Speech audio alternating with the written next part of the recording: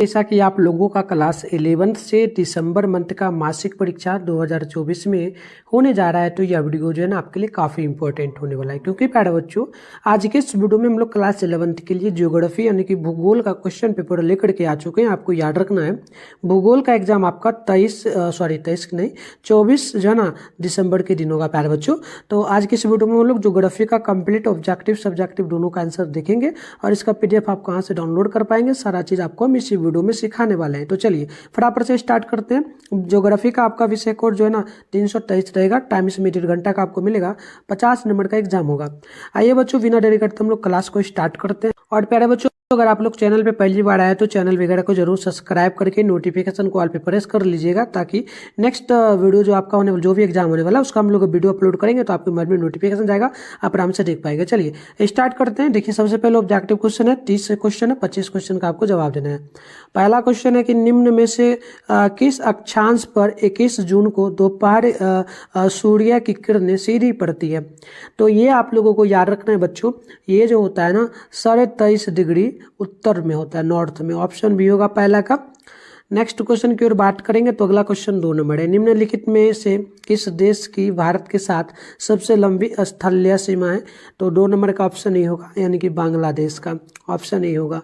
Question number 3 है, निम्न में से किन शहरों में दिन ज़्यादा लंबा होता है। तो 3 नंबर का आप याद रखना बच्चों, इसका ऑप्शन नंबर जो है ना सी होगा, यानी कि आप नोट कर लीजिएगा, चंडीगढ़। 3 नंबर का सी बिल्कुल ही करेक्ट होगा। बात करते हैं 4 नंबर का।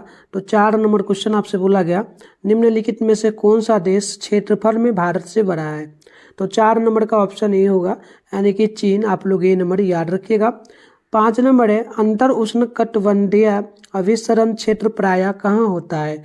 तो 5 नंबर का जो है ऑप्शन ए होगा, यानी कि विषुवत जो ना वृत्त के निकट। राइट आंसर 5 का ए नंबर करेक्ट होगा। 6 नंबर क्वेश्चन की बात करते हैं तो बोला गया, निम्नलिखित में या मूत्र में से कौन सा भारत का मानक या मूत्र है। तो याद रखिएगा 6 नंबर का ऑप्शन सी होगा, यानी कि 42.5 degree. Right answer option C होगा। चलिए प्यारे बच्चों, आगे हम लोग बात करते हैं नेक्स्ट क्वेश्चन का। 7 नंबर आपसे बोला जा रहा है। क्वेश्चन बोला, वायु राशियों के निर्माण का उद्गम क्षेत्र निम्नलिखित में से कौन है। तो आप याद रखेंगे 7 का ऑप्शन बी होगा, यानी कि साइबेरिया का मैदानी भाग। राइट आंसर ऑप्शन बी होगा। 8 नंबर है, निम्नलिखित में से किस राज्य में लोकताक झील स्थित है। तो आप 8 का याद रखिएगा, ऑप्शन बी हो जाएगा Manipur. Right answer option number B होगा।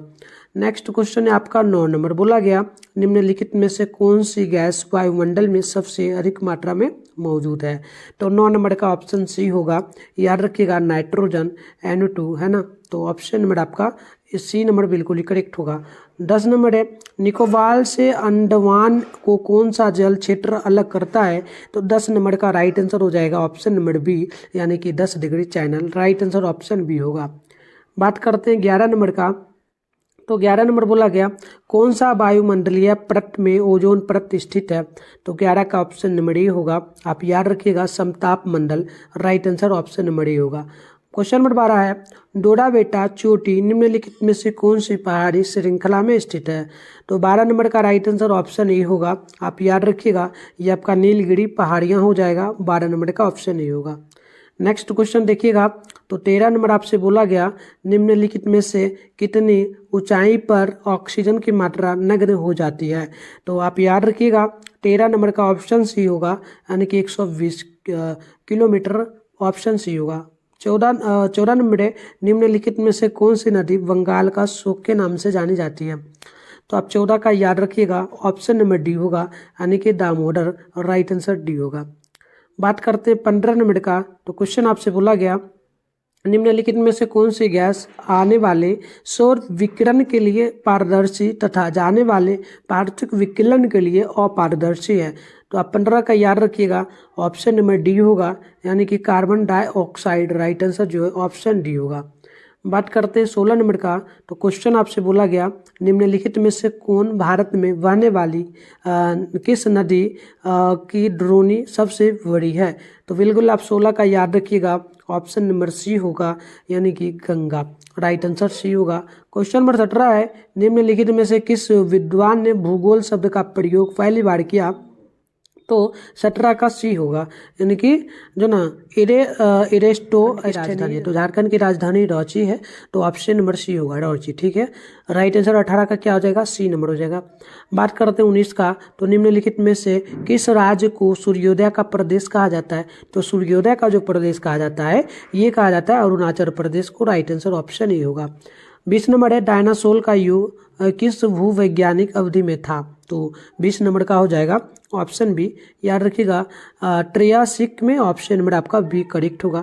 बात करते हैं 21 नंबर का, तो 21 नंबर क्वेश्चन बोला, निम्नलिखित में से कौन भीतर ग्रह है? भीतरी ग्रह क्या है? तो देखो भीतरी ग्रह जो होगा बच्चों आप याद रखना 21 नंबर का, ये आपका हो जाएगा बुध, है ना, ऑप्शन ए हो जाएगा। बृहस्पति बाहरी ग्रह है, शनि भी बाहरी ग्रह है। ठीक है, मंगल बुध बृहस्पति, ठीक है, मंगल बुध जो है ना, मंगल बुध बृहस्पति ये सारा आपका हो जाता है अंदरी ग्रह। 3 होता है अंदरी ग्रह। ठीक है, चलो 22 है, गहरी खान का अवस्थित है, तो आप याद रखिएगा 22 नंबर का ऑप्शन आपका बिल्कुल यहाँ पर हो जाएगा ए, यानी कि दक्षिणी अफ्रीका में ऑप्शन ए होगा। 23 नंबर है, महाद्वीपीय विस्थापन सिद्धांत किसने दिया? तो 23 नंबर का राइट आंसर ऑप्शन बी होगा, होम्स ने दिया था। राइट आंसर बी होगा। 24 है, निम्न में से कौन सबसे कठोर खनिज है? तो 24 का ऑप्शन डी होगा, आप याद रखेंगे टॉल्क। राइट आंसर डी होगा। बात करते हैं हम लोग नेक्स्ट क्वेश्चन का, तो 25 नंबर बोला गया, निम्न में से कौन मृदा निर्माण का एक कारक है? तो 25 नंबर का ऑप्शन ए हो जाएगा चट्टान। राइट आंसर ऑप्शन ए होगा। 26 है, गारो और खासी पहाड़ियाँ किस राज्य में स्थित है? तो 26 नंबर का ऑप्शन ए होगा, यानी कि मेघालय में। राइट आंसर ऑप्शन ए होगा। बात करते हैं 27 नंबर का, तो क्वेश्चन बोला गया, आम्र बौछार किस राज्य से संबंधित है? तो 27 का ऑप्शन सी होगा, असम से। राइट आंसर सी होगा। 28 है, क्षेत्रफल की दृष्टि से विश्व में भारत का कौन सा स्थान प्राप्त है? तो 28 का बी होगा, यानी कि 6ठा स्थान ऑप्शन बी होगा। चलिए आप इन दोनों क्वेश्चन का उत्तर बताना। अगला एक क्वेश्चन है कि भूकंप में निम्न में से कौन भूकंप की तरंग नहीं है? तो भूकंप की तरंग आपका जो है पी तरंग, एल तरंग और एस तरंग भी होता है, वी शायद नहीं होता है। ऑप्शन डी नोट कर लेना। और अगला क्वेश्चन आपका बोला कि क्रमबद्ध भूगोल की विचारधारा सर्वप्रथम किस भूगोल वेत्ता ने प्रस्तुत किया? तो इसका उत्तर आप लोग मेरे को कमेंट करना। 2 नंबर बोला है ना, 10 नंबर आपको कंप्लीट यहाँ पर मिलेगा। तो आप यहाँ पर सबसे पहला नंबर क्वेश्चन देखेंगे, सूर्य या ताप क्या है? सूर्य ताप क्या? अगला क्वेश्चन है, भारत में नदियों को आपस में जोड़ने के सामाजिक आर्थिक लाभ क्या है? अगला क्वेश्चन है 3 नंबर, पृथ्वी पर तापमान का आसमान वितरण किस प्रकार जलवायु और मौसम को प्रभावित करेगा? अगला क्वेश्चन है 4 नंबर, भारत के किन्हीं 4 पड़ोसी देशों के नाम लिखे। और 5वां नंबर है भूकंप क्या है? चलिए आगे हम लोग बढ़ेंगे, तो नेक्स्ट क्वेश्चन है 6 नंबर, क्वेश्चन बोला गया उष्मा संतुलन क्या है? और 7 नंबर है समुद्र समीर क्या है? और क्वेश्चन नंबर 8 है भूगोल की प्रमुख शाखाओं के नाम लिखे। और 9 नंबर बोला बिहार में बहने वाली 2 नदियों के नाम बताएं। 10 नंबर बोला स्थानीय पवन क्या है? और अगला क्वेश्चन आप देखेंगे, अगर मतलब शॉर्ट हो गया, अब लॉन्ग क्वेश्चन आप देखेंगे ना, तो लॉन्ग में भी आपसे दीर्घोत्तरीय में टोटल 5 क्वेश्चन पूछा है, 3 क्वेश्चन का जवाब देना है, 5 मार्क्स वाला है, 15 नंबर आपको मिलेगा। तो यहाँ पर देखिएगा सबसे पहले 11 नंबर क्वेश्चन बोला गया, नदी जल प्रदूषण के प्रमुख कारणों का वर्णन करते हुए इसे दूर करने का उपाय बताएं। 12 नंबर है उष्मा बचत पर एक संक्षिप्त टिप्पणी लिखे। 13 नंबर है महाद्वीपीय विस्थापन सिद्धांत का वर्णन करें। और 14 नंबर है भारतीय मानसून की विशेषताओं का वर्णन करें। 15 नंबर क्वेश्चन बोला गया भारत के किसी एक भू आकृति प्रदेश का वर्णन कीजिए। तो हमने आपको टोटल ये क्वेश्चन जो है कंप्लीट दिखा दिया। इसका आंसर आपको गूगल में मिलेगा, मैं आपको अभी आंसर अपना नोट पहले करके दिखाऊंगा, ठीक है, कहाँ से करना है, ताकि ऑब्जेक्टिव सब्जेक्ट को एक साथ डाउनलोड करना। ये देखो पूरा PDF है, मैं अभी वीडियो में अच्छे से पढ़ के आपको दिखाऊंगा और इसका कंप्लीट PDF मैं गूगल में डालूंगा। कहाँ गूगल में आपको कैसे डाउनलोड करना है, एक बार सीख लो, वीडियो खत्म हो जाए तो जाके आप लोग वहाँ से डाउनलोड कर लेना। बच्चों इसके लिए सबसे पहले आप अपने फ़ोन में गूगल को ओपन करिए, सर्च बार के आइकन पे क्लिक करिए और अभी आप इस चैनल पे जो वीडियो देख रहे हो ना, चैनल का नाम है मिठुन स्टडी सेंटर। फटाफट से आप लोग गूगल में आके सर्च कर लीजिए। फिर आपको जो है ना बच्चों ऊपर करना है, फर्स्ट में आपके सामने जो है मिठुन स्टडी सेंटर का ऑफिशियल वेबसाइट मिलेगा, इस पर क्लिक करिए। क्लिक करते ही आपके सामने जो है इस प्रकार से इंटरफेस ओपन हो जाएगा। अब आप लोगों को क्या करना है, आराम से स्क्रॉल डाउन करके ऊपर करना है। ऊपर करिएगा ना तो नीचे आपको इस प्रकार से बढ़ना है, क्लास 11 का सेशन आपको मिलेगा देखने को। मैं आपको नीचे करके दिखा रहा हूँ। नीचे आइएगा तो यहाँ पे देखिएगा आपके सामने जो है ना क्लास 11 का सेशन मिलेगा, ठीक है। तो यहाँ पर देखेंगे बच्चों तो आपके सामने जो है क्लास 11th का जो है सेशन आपको देखने को मिल जाएगा। यहाँ पर देखिए ये रहा कंप्लीट क्लास 11th का सेशन। यहाँ पे देखेंगे क्लास 11th दिसंबर monthly exam all subject question paper download 2024 लिखा हुआ मिलेगा। इस पर क्लिक करिएगा, इस प्रकार से इंटरफेस ओपन हो जाएगा। आराम से स्क्रॉल डाउन करके नीचे बढ़िएगा ना, यहाँ पर आर्ट्स में ऑल सब्जेक्ट का आंसर आपको मिल जाएगा। ठीक है, तो नीचे आपको बढ़ना इस प्रकार से, नीचे बढ़ोगे तो यहाँ पे देखना व्हाट्सएप ग्रुप का आपको लिंक मिल जाएगा, टेलीग्राम ग्रुप का। तो इन ग्रुप को ज्वाइन जरूर कर लेना। मार्च या फिर आपका जो ना प्यार बच्चों अप्रैल में फाइनल एग्जाम होगा, उसमें भी हम आपको बिल्कुल हेल्प कर देंगे। तो जरूर आप लोग चैनल को भी सब्सक्राइब करना। देखो ये रहा साइंस का सेशन, थोड़ा नीचे बढ़ना। ये रहा आर्ट्स का, इसमें आपको पॉलिटी, ज्योग्राफी, हिंदी, इंग्लिश है ना, सारे सब्जेक्ट देख लीजिएगा।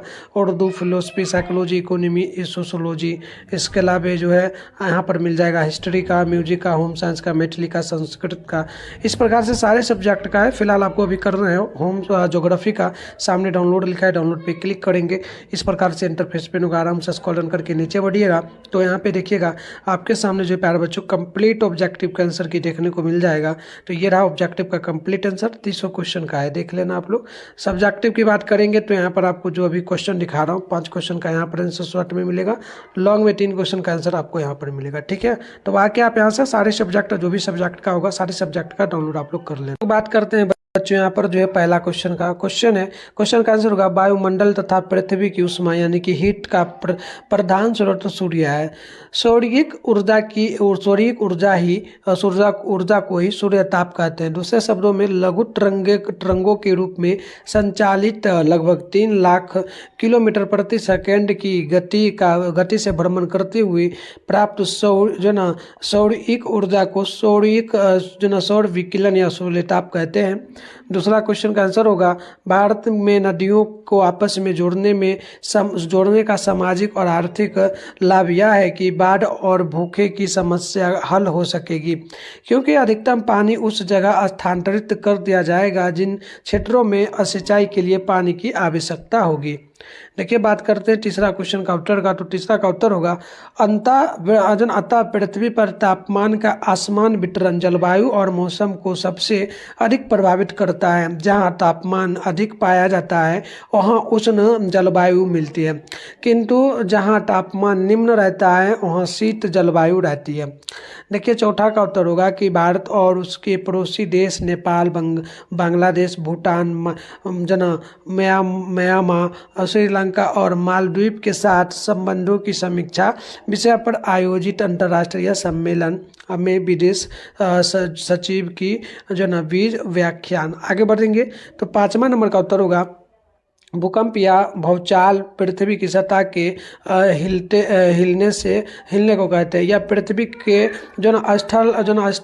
स्थल मंडल में ऊर्जा के जो है ना प्यारे बच्चों है ना। तो यहाँ पर देखेंगे बच्चों, आप यहाँ पे देखना क्या हो जाएगा, तो स्थल मंडल में ऊर्जा के अचानक मुक्त हो जाने के कारण उत्पन्न होने वाली भूकंपीय तरंगों की वजह से होता है।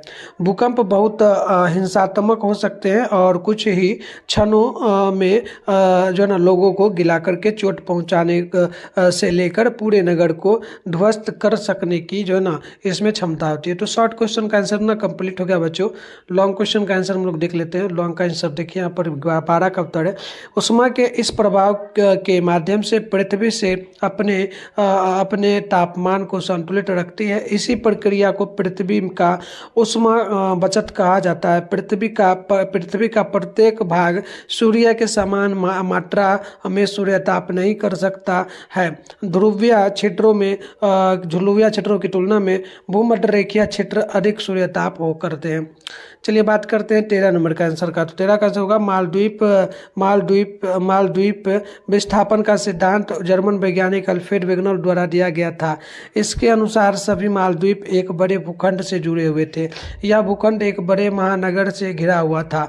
इस बड़े महाद्वीप को बेल्जिया और बड़े महानगर को पोल्थालसला नाम दिया गया। चलिए आगे बात करते हैं 15 का। तो प्राचीन गोंडवाना भूमि का यह हिस्सा त्रिभुजाकार आकृति में फैला हुआ उत्तर एवं दक्षिण में फैला यह क्षेत्र कई हिस्सों में विभाजित है, जैसे कि बघेलखंड, बुंदेलखंड, रायलसीमा, राजमहल, अलावरी आदि इसी प्रायद्वीपीय क्षेत्र के हिस्से हैं। तो चलिए बच्चों मैंने आपको कंप्लीट आंसर बता दिया।